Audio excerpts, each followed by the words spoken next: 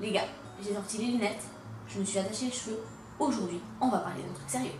Non, je plaisante, enfin qu'à moitié. On continue la série de vidéos sur les études. Et après vous avoir dit ce que moi j'étudiais, je vais vous proposer 5 techniques ou 5 conseils, ça dépend, pour bien réviser.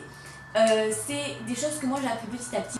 Moi je suis en deuxième année de fac, j'ai déjà passé 2 gros examens qui sont le brevet, pas si gros que ça, mais en troisième ça paraît quand même assez énorme.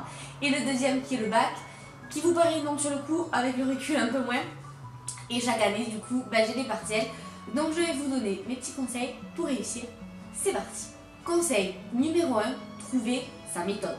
On n'étudie pas tous pareil. Je sais que moi par exemple, j'ai une manière d'étudier qui ne correspond absolument pas à certaines amies qui me disent mais je sais pas comment tu fais, moi j'étudie pas comme ça. Moi, ma méthode, c'est je prends mon cours et je fais des fiches. Alors, je fais 2 types de fiches, ça dépend des matières. Soit je fais sur des petites fiches Bristol, vous savez les petites fiches cartonnées de couleur, soit je fais sur des grandes feuilles A4 blanches. Et j'écris en couleur, je surligne. Et en gros, moi, étudier, il faut que j'écrive. J'écris mon cours et comme ça, je l'apprends. C'est une méthode qui marche sur moi. Sur vous, peut-être que ça va être vous enregistrer en train de parler et vous réécouter et comme ça, vous allez apprendre. Ou alors seulement lire. Il faut que vous trouviez votre méthode de travail d'étude en fait. Et regardez aussi si vous travaillez mieux seul ou en groupe. Moi je sais qu'en groupe je travaille mieux parce qu'on se motive. À 2 ou à 3, on se met dans la même pièce et on se dit allez on y va, on bosse. Et moi je bosse réellement. Toute seule des fois j'ai un peu plus de mal, je me dis bon c'est bon je le ferai plus tard. Donc vraiment trouvez votre méthode et si vous avez ça déjà vous avez fait presque 50% du boulot parce que c'est vraiment le plus important. Deuxième conseil, trouvez l'endroit et le moment de la journée où vous serez le plus productif. L'objectif n'est pas de se mettre à bosser 4 heures et de ne faire qu'un chapitre ou qu'un thème ou qu'un petit paragraphe en fait. Il faut que vous soyez productif parce que sinon vous n'allez plus en pouvoir, clairement. Je parle par expérience.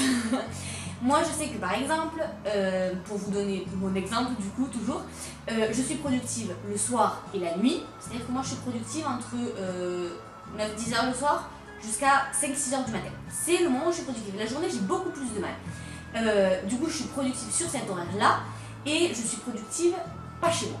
Du moins, pas chez mes parents. Là, c'était les vacances de Noël, donc j'étais chez mes parents. Je n'arrive pas à travailler quand je suis chez eux. Je suis allée à la bibliothèque que j'ai dans ma ville et là, j'ai bossé et là, j'ai été productive. Je sais que quand je suis à Valencia, je peux bosser chez moi, mais je bosse encore mieux quand je suis par exemple à la bibliothèque de la fac.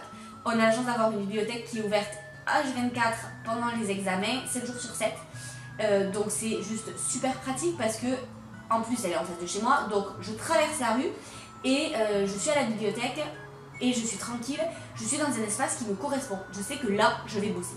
Donc voilà, trouvez l'endroit qui va vous correspondre. Certaines personnes, ça va être sur un lit. Moi, je suis incapable de travailler sur mon lit, par exemple. Il me faut mon bureau, mon étalage de trucs devant moi et là, je sais que je vais arriver à bosser. Troisième technique, faire un programme et le tenir évidemment.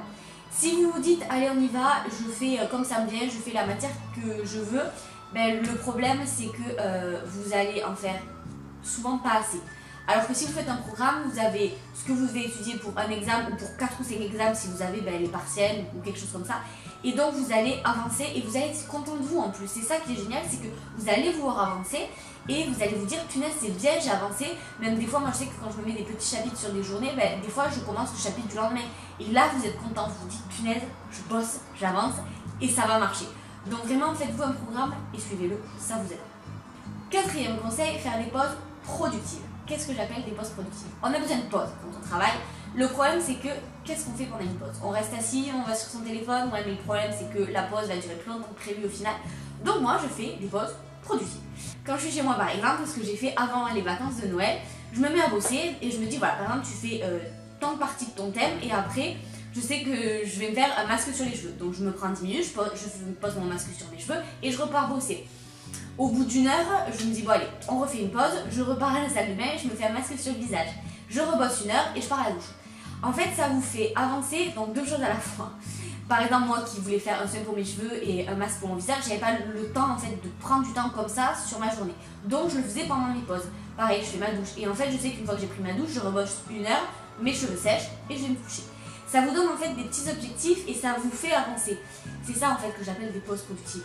Par exemple, je sais pas, j'avais envie de vous donner le conseil si vous voulez, si vous aimez lire, allez lire un chapitre. Le problème c'est que la lecture, si vous êtes vraiment accro, comme moi par exemple, vous allez vous dire je lis un chapitre, puis finalement ce chapitre va se finir sur un suspense et vous allez finir le livre et pas étudier. Mais trouvez-vous des petits trucs comme ça, ou par exemple je sais pas, alors pour ceux qui sont en train de passer le bac et qui habitent chez leurs parents, ce conseil va pas marcher.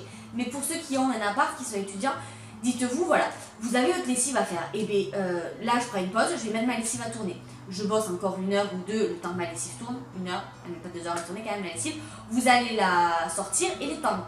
Et pareil, vous vous remettez à bosser et la lessive va sécher et en fait vous allez avancer dans 2 tâches à la fois et ça va vous faire bouger en plus. Si vous restez sur votre téléphone par exemple, quand vous faites votre pause, vous bougez pas et votre corps s'engourdit et donc du coup après vous êtes HS, vous avez envie de dormir. Les pauses productives, c'est aussi pour ça que j'appelle ça productif, c'est que ça va vous réveiller. C'est ce que vous êtes en train d'étudier en or parce que oui, certaines matières, ça en or. Et le 5e et dernier conseil qui est le plus important, croyez en vous. Vous allez réussir. Ne partez pas défaitiste. J'aurais pu le mettre en premier d'ailleurs ce conseil. Ouais. Mais je vous le mets en dernier parce que sincèrement je trouve ça super important. Croyez en vous, vous allez y arriver. Vous êtes peut-être en galère dans une matière mais pas dans une autre. Et puis si vous vous en donnez les moyens, vous réussirez. Peut-être juste avec la moyenne, mais vous aurez réussi, vous aurez la moyenne. Vous n'êtes pas les seuls à galérer, j'en suis persuadée. Tout le monde ne le dit pas quand on galère. C'est dur d'assumer qu'on galère.